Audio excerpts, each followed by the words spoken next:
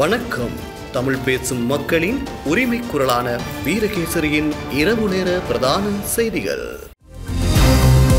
வாசிப்பது Avinash Johnson, செய்தியாசிரியர் MD லூசியஸ். முதலில் தலைப்புச் செய்திகள். எனது சகோதரனை கடத்தியது பிள்ளையான் தான், கோட்டாவும் பொறுப்பு கூற வேண்டும். பரபரப்பு தகவல் வெளியானது. கல்கிசையை உலுக்கிய துப்பாக்கி சூடு, அதிரடியாக சிக்கிய நபர். வெளியான முக்கிய தகவல்.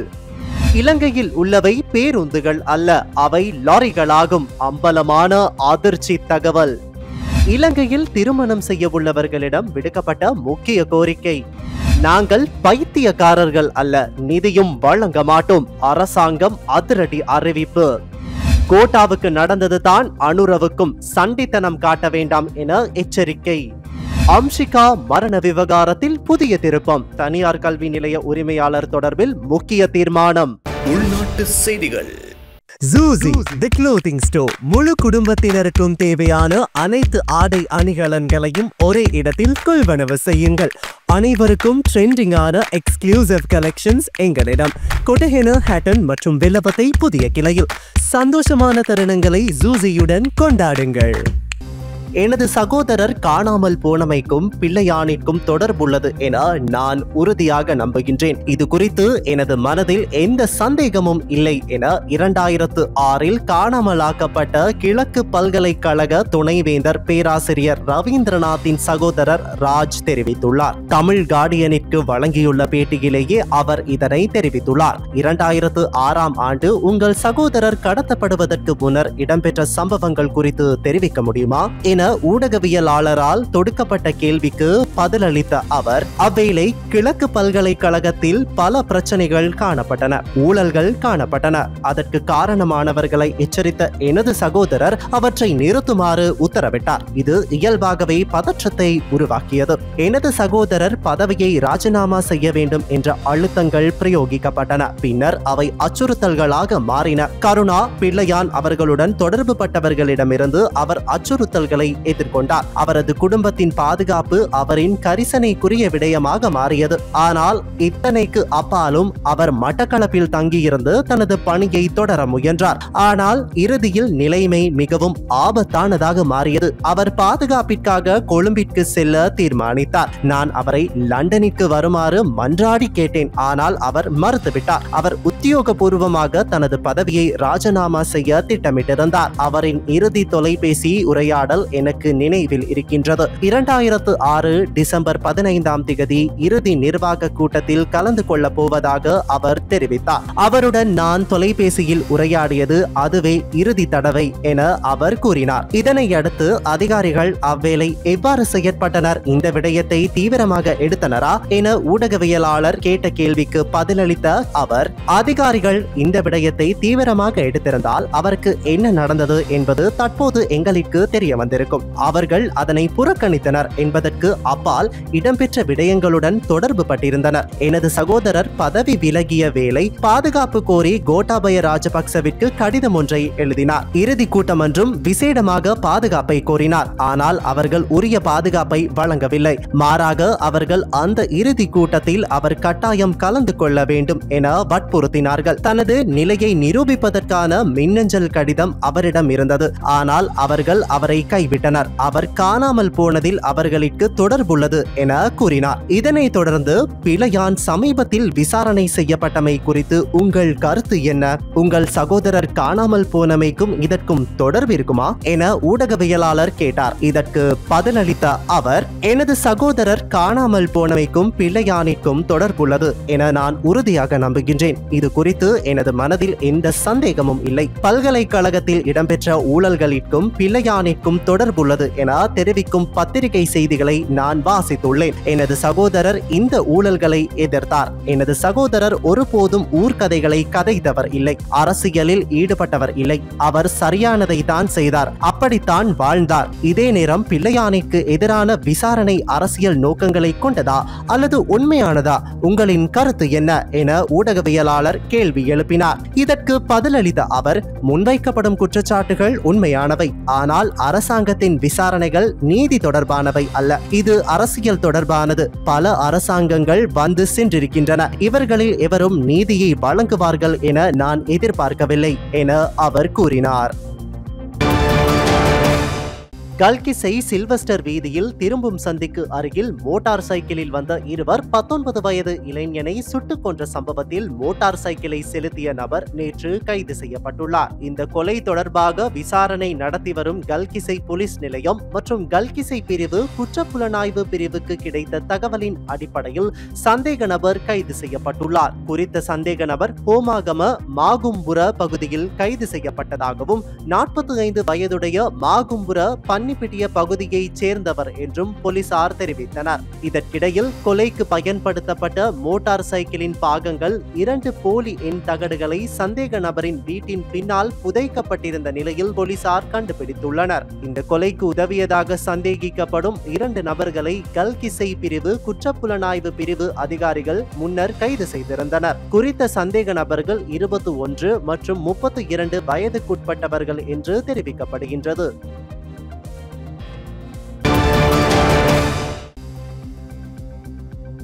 இலங்கையின் பயணிகள் போக்குவரத்துக்கு பயன்படுத்தப்படுபவை பேருந்துகள் அல்ல, அவை லாரிகளாகும். லாரியின் உடல் பாகத்தை கொண்டு அவை வடிவமைக்கப்பட்டுள்ளன என இலங்கை மருத்துவ சங்கத்தின் முன்னாள் தலைவர் விசேட வைத்திய நிபுணர் பேராசிரியர் சமத் தர்மரத்ன தெரிவித்துள்ளார். வீதி விபத்துக்களுக்கான நிவாரணம் தொடர்பில் இலங்கை மருத்துவ சங்கத்தில் நேற்று ஏற்பாடு செய்யப்பட்ட ஊடகவியலாளர் சந்திப்பின் போதே இந்த விடயத்தை குறிப்பிட்டுள்ளார். එතකොට මට අනිත් කියන්න තියෙන ප්‍රධානම එක පොදු ප්‍රවාහන සේවාවන් තියෙනවානේ. ඇත්තටම අපේ ප්‍රයිවට් බස් තියෙනවා, ලංගම බස් තියෙනවා, ඊට පස්සේ ළමයි ප්‍රවාහනය කරන ස්කූල් වෑන්ස් තියෙනවා, ඊට අමතරව වාහන සහ ත්‍රිවිල තියෙනවා. ඒවයි මම හිතන්නේ ඒගොල්ලෝ තමයි වැඩි වෙලාවක් පාර ඉන්නේ. ඒකට ඒ වෙන වැරදි සමහරවිට ගොඩක් වැඩියෙන් පේන්නත් පුළුවන්. ඒවත් පොඩ්ඩක් මීට වඩා මම හිතන්නේ ආරක්ෂිත වෙන්න ඕනේ. லாரியின் உடல் பாகத்தை கொண்டே இலங்கையில் பயன்படுத்தப்படும் பேருந்துகள் வடிவமைக்கப்பட்டுள்ளன. டூரிஸ்ட் பஸ் என்பதே பேருந்து. பேருந்துகளின் இறக்குமதிக்கு அதிகளவான தீர்வை வரி அறவிடப்படுவதால் நாட்டில் உள்ளவர்கள் பயணிகள் போக்குவரத்துக்கு லாரிகளை கொள்வனவு செய்கின்றனர் என்றும் குறிப்பிட்டுள்ளார். இதேவேளை இலங்கை மருத்துவ சங்கத்தின் தலைவர் விசேட வைத்திய நிபுணர் சுரந்த பெரேரா தெரிவிக்கையில் විශේෂයෙන්ම අපි දන්නවා නෑතකදී කොත්මල ගැටියන්ට ප්‍රදේශයේදී බස් රථයක් ප්‍රපාතයකට අධිසියක් විතර ගෙන්න ගියාට පස්සේ ජීවිත අහිමි වුණා. 35 දෙනෙක් හුඟක් ආබාධ තත්ත්වයට පත් වුණා, රෝහල්ගත වුණා. එතකොට මේක වළක්වා ගන්න පුළුවන් හැකියාවක් තිබ්බද නැත්ද? ඒ ප්‍රශ්නේ ජීවිත අහිමි වෙනකොට ඒ වගේ දෙයක් දැක්කම හරි සංවේදී අපේ රටේ ජනතාව ඉතාමත් සංවේදී ජනතාවක් හැමතිස්සෙම ඒගොල්ලෝ හඳුන්වා ගන්නවා මේවට දැක්කේ.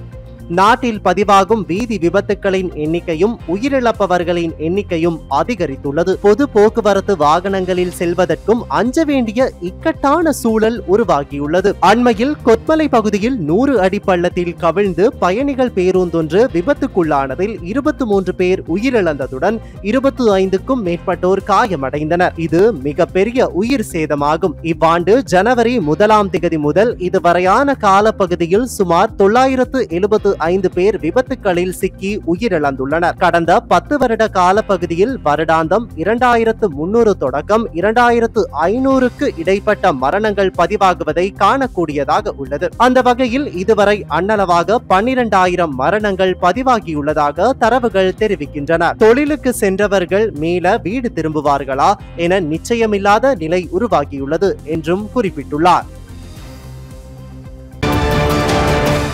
இலங்கையில் இளைய தலைமுறையினர் திருமணத்திற்கு முன் தலசீமியா பரிசோதனைகளை மேற்கொள்ளுமாறு சுகாதார மேம்பாட்டு பணியகம் கேட்டுக் கொண்டுள்ளது. ஊடகங்களுக்கு உரையாற்றிய சுகாதார மேம்பாட்டு பணியக அதிகாரி ஒருவர் உடலில் போதுமான அளவு ஹீமோகுளோபின் இல்லாத இரத்த கோளாறை கண்டறிய கிடைக்கக்கூடிய விவரங்கள் மற்றும் சோதனைகளை சுட்டிக்காட்டியுள்ளார். குடும்பங்கள் மூலம் பரவும் தலசீமியாவை கண்டறிய முழு இரத்த எண்ணிக்கை உதவும் என அவர் குறிப்பிட்டுள்ளார். திருமணத்திற்கு முன்பு இளைஞர்கள் செய்யும் இந்த சோதனைகள் தங்கள் குழந்தைகள் இரத்த கோளாறினால் பாதுகாக்கப்படுவதனை தடுக்க உதவும். இதன் காரணமாக இளைய தலைமுறையினர் தலசீமியா பரிசோதனைகளை மேற்கொள்ள அறிவுறுத்தப்படுகிறார்கள் என அந்த அதிகாரி மேலும் தெரிவித்துள்ளார். தேசிய மக்கள் சக்தி வெற்றி பெற்றுள்ள உள்ளூராட்சி சபைகளில் எதிர்க்கட்சிகள் ஏதேனும் முறையில் ஆட்சி அமைப்பார்களாக இருந்தால் மத்திய அரசாங்கத்தினால் அவ்வாறான சபைகளுக்கு நிதி வழங்கப்படாது என்று சபை முதல்வரும் அமைச்சருமான பிமல் ரத்நாயக்க தெரிவித்துள்ளார். அவ்வாறு எதிர்க்கட்சிகள் ஆட்சி அமைக்கும் சபைகளில் அதிகாரிகளுக்கு சம்பளம் வழங்கப்பட்டாலும் அந்த பிரதேசங்களின் அபிவிருத்திக்காக நிதி வழங்கி வைக்கப்படாது என்று அவர் குறிப்பிட்டுள்ளார். உள்ளூராட்சி சபைகளில் ஆட்சி அமைப்பது தொடர்பில் ஊடகங்களுக்கு கருத்து தெரிவிக்கையிலேயே பிமல் ரத்நாயக்க இவ்வாறு கூறியுள்ளார். இது தொடர்பில் கருத்து வெளியிட்டுள்ள அவர், පළවෙනිය වෙන්න බැරි බව මේ සුද්ධ උපාපාසගේ තේරීමිනුත් මං හිතන්නේ ඔප්පු වුණා. ඉතින් ඇත්තටම මෙතන තියෙන්නේ අර ප්‍රජාතන්ත්‍රවාදය විනාශ කිරීමක් තමයි අපි දකින්නේ. ලංකාවේ තමන්ගේ ආදායමේ තමන්ගේ ප්‍රාදේශ සභාවේ සංවර්ධන කටයුතු කළ හැකි ප්‍රාදේශ සභා ප්‍රමාණය මං හිතන්නේ 341න් එක 15ක් තියෙනවා කියලා. අනිත් සියල්ලම යැපෙන්නේ රජයේ මුදල්ම. විපක්ෂය මොන හරි ගේමක් ගහලා සභාවක් පිටවන්න හදනවා නම් එකෙන් ඒ ප්‍රදේශයේ සංවර්ධනය අනිවාර්යෙන් දුර්වලනවා. අපි ඒව වැඩ කරන නිලධාරීන්ට පඩිගෙවයි. නමුත් අපිට පිස්සු නෑනේ මේ රටත් කාලා ගමත් කාපු මේ දේශපාලුවන්ට මේ රටේ සල්ලි දෙන්න අමතර අපි ඇත්තටම 1, 2, 3 என ஆசனங்களை பெற்றவர்களுக்கு உள்ளூராட்சி சபைகளில் ஆட்சி அமைப்பதற்காக மக்கள் வாக்களிக்கவில்லை. குறிப்பாக நாட்டில் தமது வருமானத்தின் ஊடாக தமது பிரதேசத்தில் அபிவிருத்தி வேலை திட்டங்களை செய்யக்கூடிய 15 வரையிலான உள்ளூராட்சி சபைகளே இருக்கலாம். மற்றைய சகல உள்ளூராட்சி சபைகளும் அரசாங்கத்தின் நிதியிலேயே இயங்குகின்றன. மத்திய அரசாங்கத்தின் நிதி அதிகாரிகளுக்கு சம்பளம் வழங்குவதற்காக எப்படியும் வழங்கப்படும். யார் ஆட்சி செய்தாலும் அது கொடுக்கப்படும். ஆனால் மற்றைய அபிவிருத்தி நடவடிக்கைகள், அரசாங்க கட்சியுடனான தொடர்புகள், அரசாங்க கட்சியுடனான கொடுக்கல் வாங்கல்கள் மற்றும் திறமைகளுக்கு அமையவே தீர்மானிக்கப்படுகின்றது. அதாவது பிரதேச அபிவிருத்தி குழுக்களின் தலைவர்களாக இருப்பவர்கள் தேசிய மக்கள் சக்தி உறுப்பினர்களே இருக்கின்றனர். இதனால் எதிர்க்கட்சிகள் ஏதேனும் முறையில் ஆட்சி செய்ய முயற்சித்தால் அந்த பிரதேசங்களின் அபிவிருத்திகள் நிச்சயமாக பலவீனமடையும். அதிகாரிகளுக்கு சம்பளம் வழங்கப்பட்டாலும் நாட்டையும் தின்று கிராமங்களையும் அரசியல்வாதிகளுக்கு மேலதிகமாக நிதி வழங்கும் அளவுக்கு நாங்கள் பைத்தியக்காரர்கள் அல்ல. அவ்வாறான மக்கள் ஆணை எங்களுக்கு வழங்கப்படவில்லை. திருடர்களுக்கு உதவ வேண்டாம் என்ற ஆணையே வழங்கப்பட்டுள்ளது. இந்நிலையில் இவ்வாறு சூழ்ச்சியான வகையில் சபைகளை அமைக்க இடமளிக்க வேண்டாம் என்று நாங்கள் மக்களிடம் கேட்டுக்கொள்கின்றோம் என்றார். ஜனாதிபதி அனுரகுமாரவை விடவும் முன்னாள் ஜனாதிபதி கோட்டாபய ராஜபக்ஷ பெரிய சண்டியர் எனவும் அவருக்கு இறுதியில் என்ன நடந்தது என்பதனையும் புரிந்து கொள்ள வேண்டும் என்றும் முஜிபுர் ரஹ்மான் தெரிவித்துள்ளார். உள்ளூராட்சி சபைகளில் ஆட்சி அமைப்பது தொடர்பில் ஜனாதிபதி வெளியிட்டுள்ள கருத்துக்கள் குறித்து ஊடகங்களுக்கு கருத்து தெரிவிக்கையிலேயே பாராளுமன்ற உறுப்பினர் இவ்வாறு கூறியுள்ளார். இது தொடர்பில் கருத்து வெளியிட்டுள்ள அவர், ஜனாதிபதி அனுரகுமார திசாநாயக்கவை விடவும் பெரிய சண்டியரே முன்னாள் ஜனாதிபதி கோட்டாபய ராஜபக்ஷ. அவர் இறுதியில் எல்லாவற்றையும் குழப்பிக் கொண்டு போனார். தற்போதைய ஜனாதிபதி மேடைகளில் சண்டித்தனம் காட்டுகின்றார். இந்த சண்டித்தனம் சரிவராது. அதே போன்று இப்போது ஜனாதிபதியின் கதைகளால் அவர்களின் வாக்குகளில் 10% மேலும் குறைவடைந்திருக்கும். முதலில் உள்ளூராட்சி சபைகள் கட்டளைகள் சட்டத்தை ஜனாதிபதி வாசித்து சபையை எப்படி அமைப்பது என்பதனை புரிந்து கொள்ள வேண்டும். சண்டித்தன கதைகளால் அதனை செய்ய முடியாது. ஜனாதிபதியின் கருத்துக்கள் அவருக்கு பொருத்தமானது அல்ல. அவர் முழுமையாக மக்கள் வழங்கிய ஆணையை மீறுகின்றார். உள்ளூராட்சி சட்டத்தின்படி 50% அதிகமான ஆசனங்களை எந்த கட்சியும் பெற்றுக்கொள்ள முடியாவிட்டால் அங்கே பதவிகளுக்கு எந்த கட்சியும் போட்டியிட முடியும். அதற்காக வாக்கெடுப்பில் அவர்கள் தெரிவு செய்யப்படுவர். ஆனால் ஜனாதிபதி கூறுவதை பார்த்தால் நாங்கள் அதில் போட்டியிடக்கூடாது என்பதை போன்றே இருக்கின்றது. ஆனால் நாங்கள் போட்டியிடுவோம் என்றார்.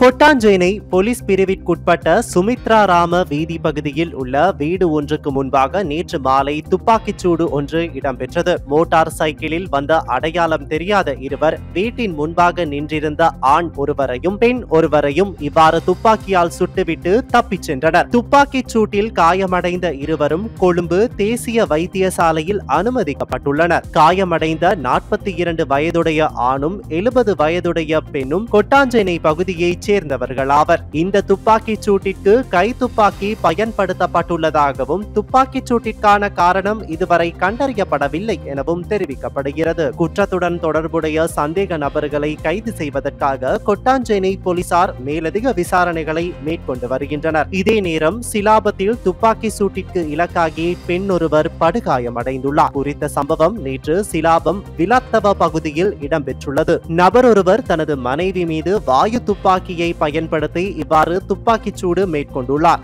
இதையடுத்து படுகாயமடைந்த பெண் வைத்தியசாலையில் அனுமதிக்கப்பட்டுள்ளார். இந்த சம்பவம் தொடர்பில் போலீசார் மேலதிக விசாரணைகளை ஆரம்பித்துள்ளதாக தெரிவித்துள்ளனர்.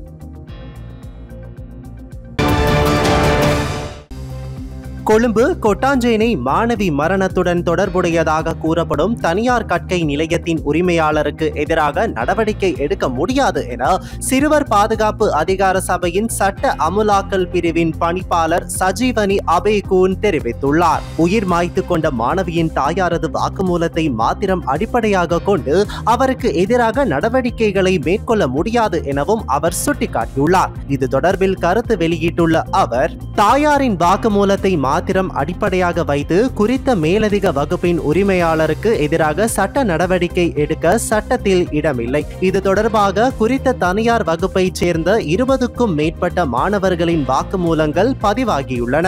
எந்த ஒரு நபரும் அந்த வகுப்பு நிலையத்தின் உரிமையாளருடன் தொடர்பு படுத்தப்படும் சம்பவம் குறித்து நேரடியான சாட்சிகளை வழங்கவில்லை. எவ்வாறாயினும் இந்த விசாரணைகள் கைவிடப்படாமல் தொடர்கின்றன என்று அவர் குறிப்பிட்டார்.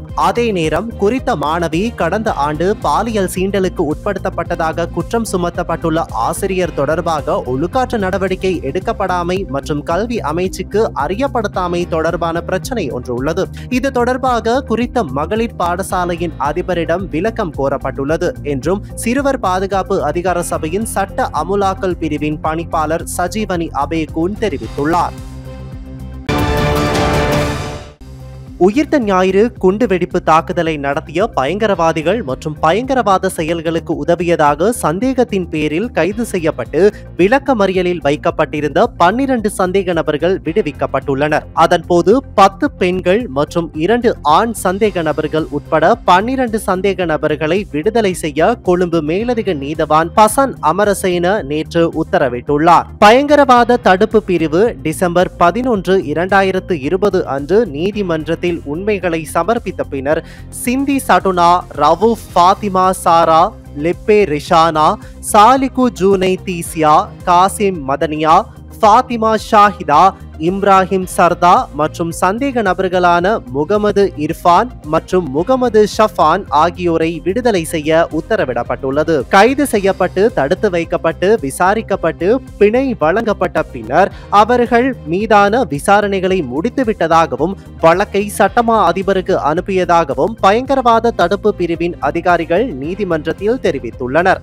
அதனைத் தொடர்ந்து ஏப்ரல் 9 சட்டமா அதிபரின் அறிவுறுத்தலின்படி வழக்கின் நடவடிக்கைகளை நிறைவு செய்வதாக அவர்கள் நீதிமன்றத்தில் சமர்ப்பித்துள்ளனர். அத்துடன் சந்தேக நபர்களின் சார்பாக முன்னிலையான வழக்கறிஞர் வழக்கை சமர்ப்பித்து பறிமுதல் செய்யப்பட்ட தொலைபேசிகள் மற்றும் பிற வழக்கு பொருட்களை திருப்பி தர உத்தரவிடுமாறும் கோரியுள்ளனர். இதற்கு பதிலளித்த பயங்கரவாத தடுப்பு பிரிவு அதிகாரிகள் 6 தொலைபேசிகளை திருப்பி தர நடவடிக்கை எடுப்பதாக நீதிமன்றத்தில் தெரிவித்துள்ளனர். இரு தரப்பினரின் உண்மைகளையும் பரிசீலித்த பின்னர் மேலதிக நீதவான் சந்தேக நபர்களை விடுவித்து சந்தேக நபர்களுடன் கைப்பற்றப்பட்ட பொருட்களை ஒப்படைக்குமாறும் உத்தரவிட்டுள்ளார்.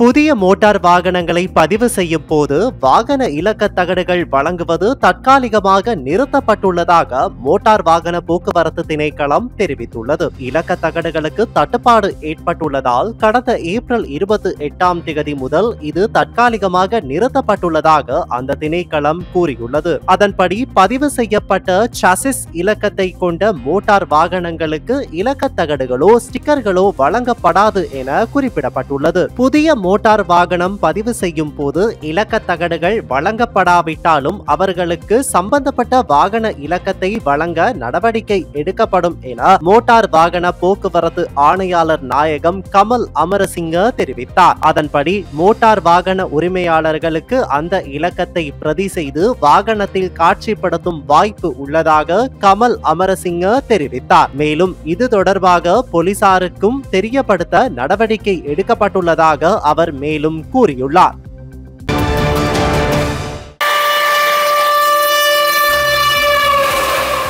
இன்று காலை காலி, நீர்கொழும்பு மற்றும் வெயாங்கொட போன்ற குறுந்தூர ரயில் வீதிகளில் மாத்திரமே ரயில்கள் இயக்கப்படும் என ரயில்வே பொது முகாமையாளர் தம்மிக ஜெயசுந்தர தெரிவித்தார். அதன்படி நீண்ட தூர ரயில் சேவைகள் இயக்கப்படாது என அறிவிக்கப்பட்டுள்ளது. பல கோரிக்கைகளை முன்னிறுத்தி நேற்று நள்ளிரவு முதல் ரயில் நிலைய பொறுப்பதிகாரிகள் ஒரு நாள் அடையாள வேலை நிறுத்தத்தில் ஈடுபட்டனர். இந்த கோரிக்கைகளுக்கு அடுத்த வாரத்திற்குள் தீர்வு வழங்கப்படாவிட்டால் தொடர் வேலை நிறுத்தத்தை மேற்கொள்ள உள்ளதாக ரயில் நிலைய பொறுப்பதிகாரிகள் சங்கத்தின் தலைவர் சுமேத சோமரத்ன தெரிவித்தார். இந்த வேலை நிறுத்த நடவடிக்கையின் காரணமாக நேற்று இரவு இயக்கப்படவிருந்த அனைத்து தபால் ரயில்களும் ரத்து செய்யப்பட்டதாக ரயில்வே திணைக்களம் தெரிவித்தது. இதனிடையே நேற்று இரவு நேர தபால் ரயில் பயணத்தின் மத்தியில் நிறுத்தப்பட்டு மீண்டும் காலிக்கு திருப்பி அனுப்பப்பட்டதாகவும் அதற்கு போலீஸ் பாதுகாப்பு வழங்கப்பட்டதாகவும் தெரிவிக்கப்படுகின்றது. இதே நேரம் மக்களுக்கு அசௌகரியங்களை ஏற்படுத்தி தீர்வுகள் வழங்கப்பட்டிருந்த போதிலும் ரயில் நிலைய பொறுப்பதிகாரிகள் நியாயமற்ற முறையில் வேலை நிறுத்தத்தில் ஈடுபட்டுள்ளதாக போக்குவரத்து அமைச்சு வெளியிட்டுள்ள அறிக்கையில் தெரிவிக்கப்பட்டுள்ளது. 5 வருடங்களுக்கு ஒருமுறை பதவி உயர்வு வழங்குவதில் தாமதம் செய்தல் மற்றும் புதிய ஆட்சேர்ப்பு செயல்முறையை செயல்படுத்தாமை ஆகிய 2 முக்கிய கோரிக்கைகளை முன்னிறுத்தி ரயில் நிலைய பொறுப்பதிகாரிகள் இந்த வேலை நிறுத்தத்தை ஆரம்பித்துள்ளதாக அந்த அறிக்கையில் குறிப்பிடப்பட்டுள்ளது. இந்த கோரிக்கைகளுக்கு அமைச்சு மட்டத்தில் தீர்வுகள் வழங்கப்பட்டிருந்தும் அவை செயல்படுத்தப்படாததற்கு திணைக்களத்தின் திறனற்ற தன்மையே காரணம் என அமைச்சு குறிப்பிட்டுள்ளது.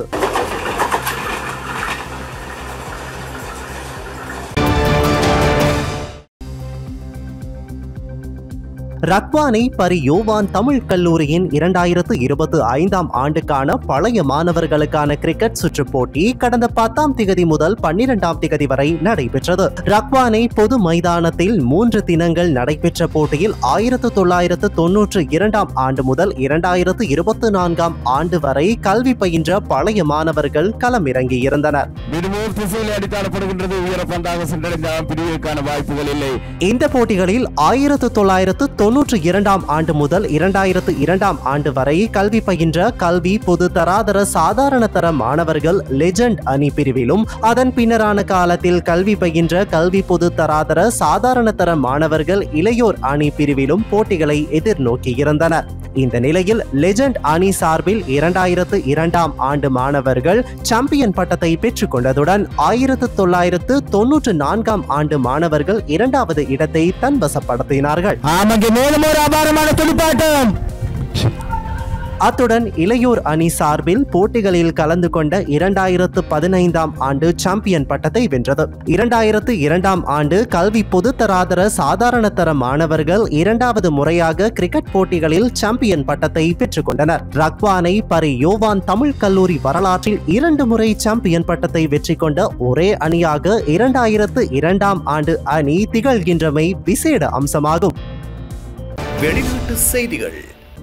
சிங்கப்பூர் மற்றும் சீனாவில் மீண்டும் கொரோனா வைரஸ் பரவுவதாக பரபரப்பு தகவல் வெளியாகியுள்ளது. கடந்த சில ஆண்டுகளுக்கு முன்னர் கொரோனா வைரஸ் இலங்கை, இந்தியா உட்பட உலகம் முழுவதும் பரவியது. இதனால் உலகம் முழுவதும் மிகப்பெரிய உயிரிழப்புகள் மற்றும் பொருளாதார இழப்புகள் பதிவானது. அதன் பின்னர் கொரோனா வைரசுக்கு தடுப்பூசி கண்டுபிடிக்கப்பட்டு உலகம் முழுவதும் உள்ள மக்களுக்கு செலுத்தப்பட்டு கொரோனா தொற்று பரவுவதை கட்டுப்படுத்தினர். இந்த நிலையில் 4 ஆண்டுகளுக்கு பின்னர் மீண்டும் கொரோனா வைரஸ் பரவுவதாக வெளிவந்திருக்கும் செய்தி பெரும் அதிர்ச்சியை ஏற்படுத்தியுள்ளது. குறிப்பாக சிங்கப்பூர் மற்றும் சீனாவின் ஹாங்காங் ஆகிய நாடுகளில் கொரோனா வைரஸால் பாதிக்கப்பட்டவர்கள் மருத்துவமனையில் அனுமதிக்கப்பட்டதாகவும் 2 நாடுகளிலும் மாஸ்க் அணிதல் கட்டாயம் என்று அறிவுறுத்தப்பட்டதாகவும் தகவல் வெளியாகியுள்ளன. இருப்பினும் இது கடந்த 2020ஆம் ஆண்டு பரவிய கொரோனா வைரஸ் தானா என்பது இன்னும் உறுதி செய்யப்படவில்லை. ஆனாலும் உலக சுகாதார மையம் இது குறித்து தீவிரமாக கண்காணிப்பு நடவடிக்கை எடுக்க வேண்டும் என்று கோரிக்கை விடப்பட்டுள்ளது. இந்தியாவில் ஐபோன்களை தயாரித்து அமெரிக்காவில் விற்பது இந்தியாவுக்கு தான் பயனளிக்கும், அமெரிக்காவுக்கு எந்த வகையிலும் பயனளிக்காது என்று அமெரிக்க ஜனாதிபதி டொனால்ட் ட்ரம்ப் ஆப்பிள் பிரதம நிறைவேற்று அதிகாரியிடம் தெரிவித்துள்ளார். We're not interested in you building in India. India can take care of themselves. They're doing very well. We want you to build here, and they're going to be upping their production in the United States. Apple. So Apple's already in for $500 billion. But they're going to be upping their production. கடந்த சில காலமாக அமெரிக்காவுக்கும் சீனாவுக்கும் இடையே அறிவிக்கப்படாத வர்த்தக போர் நிலவி வருகிறது. இதனால் ஆப்பிள் நிறுவனம் சீனாவில் ஐபோன் உற்பத்தியை குறைத்து இந்தியாவில் அதிகரிக்க திட்டமிட்டிருந்தது. அதேபோன்று இந்தியாவின் இரும்பு மற்றும் அலுமினிய பொருட்கள் ஏற்றுமதிக்கு அமெரிக்கா அண்மையில் கூடுதல் வரி விதித்தது. இதைத் தொடர்ந்து அமெரிக்க பொருட்கள் மீது கூடுதல் பரஸ்பர வரி விதிக்கப்படும் என இந்திய மத்திய அரசு எச்சரிக்கை விடுத்தது. இந்த வகையில் உலக அளவில் ஐபோன் உற்பத்திக்கான மையமாக உருவெடுக்க வேண்டும் என்ற இலக்கை இந்தியா நிர்ணயித்துள்ளது. இந்நிலையில் அடுத்த மாதம் அமெரிக்காவில் விற்பனை செய்யப்படும் பெரும்பாலான ஐபோன்கள் இந்தியாவில் தயாரிக்கப்பட்டவையாக இருக்கும் என்று இந்த மாத தொடக்கத்தில் ஆப்பிள் நிறுவனத்தின் பிரதம நிறைவேற்று அதிகாரி டிம் குக் கூறியிருந்தார். இந்நிலையில் கட்டார் நாட்டின் தலைநகர் தோஹாவில் வணிக கூட்டம் ஒன்று நடைபெற்றது. இதில் பங்கேற்ற டொனால்ட் ட்ரம்ப் இந்தியாவில் ஐபோன்களை தயாரித்து அமெரிக்காவில் விற்பது இந்தியாவுக்கு தான் பயனளிக்கும், அமெரிக்காவுக்கு எந்த வகையிலும் பயனளிக்காது என்றும், எனவே அமெரிக்காவில் ஐபோன் உற்பத்தியை அதிகரிக்குமாறும் டிம் குக்கிடம் கூறியதாக ட்ரம்ப் தெரிவித்துள்ளார். மேலும் இது குறித்து டிம் குக்கிடம் தெரிவித்த ட்ரம்ப், நான் உங்களை மிகவும் நன்றாக நடத்துகிறேன், இப்போது நீங்கள் இந்தியாவில் தொழிற்சாலைகளை அமைக்கிறீர்கள் என்று கேள்விப்பட்டேன், நீங்கள் இந்தியாவிற்கு உதவ விரும்பினால் பரவாயில்லை, ஆனால் நீங்கள் இந்தியாவில் தயாரிப்பதை நான் விரும்பவில்லை என்று டிம் குக்கிடம் தெரிவித்ததாக ட்ரம்ப் தெரிவித்துள்ளார். காசாவில் இஸ்ரேல் நடத்திய வான்வழி தாக்குதலில் 90க்கும் மேற்பட்டோர் கொல்லப்பட்டு இருப்பதாக சர்வதேச ஊடகங்கள் செய்தி வெளியிட்டுள்ளன. காசா பகுதியில் இஸ்ரேல் நடத்திய தொடர் ராணுவ நடவடிக்கைகளின் விளைவாக உயிரிழப்புகள் அதிகரித்து வருகின்றன. இந்த நிலையில் உள்ளூர் மருத்துவ வட்டாரங்கள் வெளியிட்டுள்ள தகவலின் பிரகாரம் இஸ்ரேலின் வான்வழி தாக்குதல்களில் இதுவரை குறைந்தது 93 பேர் பரிதாபமாக உயிரிழந்துள்ளதாக குறிப்பிடப்பட்டுள்ளது. வெள்ளிக்கிழமையன்று வடக்கு காசா பகுதியில் இஸ்ரேலிய படைகள் மிக கடுமையான தாக்குதல்களை மேற்கொண்டுள்ளன. இதில் பெயிட் லஹியா நகரமும் அதற்கு அருகாமையில் அமைந்திருக்கும் ஜபாலியா அகதிகள் முகாமும் இந்த தாக்குதல்களின் முக்கிய இலக்காக இருந்ததாக கூறப்படுகின்றது. இதில் இந்தோனேசிய மருத்துவமனைக்கு குறைந்தது 66 உடல்கள் கொண்டு வரப்பட்டதாக அப்போதைய தகவல்கள் வெளியாகி இருந்தன. அத்தோடு தெற்கு காசாவில் உள்ள நாசர் மருத்துவமனைக்கு மேலும் 16 உடல்கள் கொண்டு செல்லப்பட்டதாக குறிப்பிடப்பட்டது. வியாழக்கிழமை இரவு முதல் வெள்ளிக்கிழமை காலை வரை கான் யூனிஸ் நகரம் மற்றும் அதை தாண்டி வடக்கு திசையில் அமைந்துள்ள ஜேயர் அல் பாலா புறநகர் பகுதிகள் வரை இஸ்ரேலின் வான் வழி தாக்குதல்கள் நீடித்தன. இந்த நிலையில் அண்மைய தகவல்களின் பிரகாரம் வியாழக்கிழமை காலை முதல் தற்போது வரை உயிரிழந்தவர்களின் மொத்த எண்ணிக்கை 250ஐ தாண்டியுள்ளதாக உள்ளூர் சுகாதாரத்துறை அதிகாரிகள் தெரிவித்துள்ளமை குறிப்பிடத்தக்கது.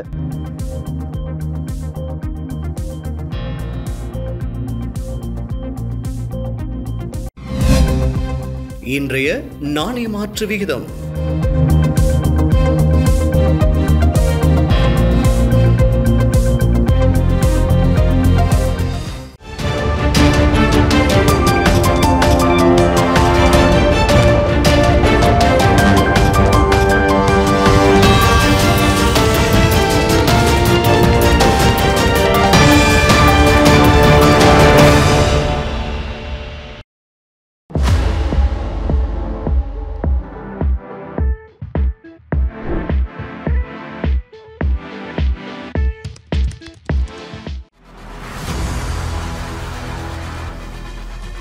இலங்கையின் முதல் நிலை முதற்தர செய்தி வழங்குனர் வீரகேசரியின் குறுந்தகவல் செய்திகளை உடனுக்குடன் தமிழில் பெற்றுக்கொள்ள டயலாக் வலையமைப்பிலிருந்து REG இடைவெளி வீக்கி என்று பதிவிட்டு 87 960 என்ற எண்ணுக்கு குறுஞ்செய்தி ஒன்றை அனுப்புங்கள்.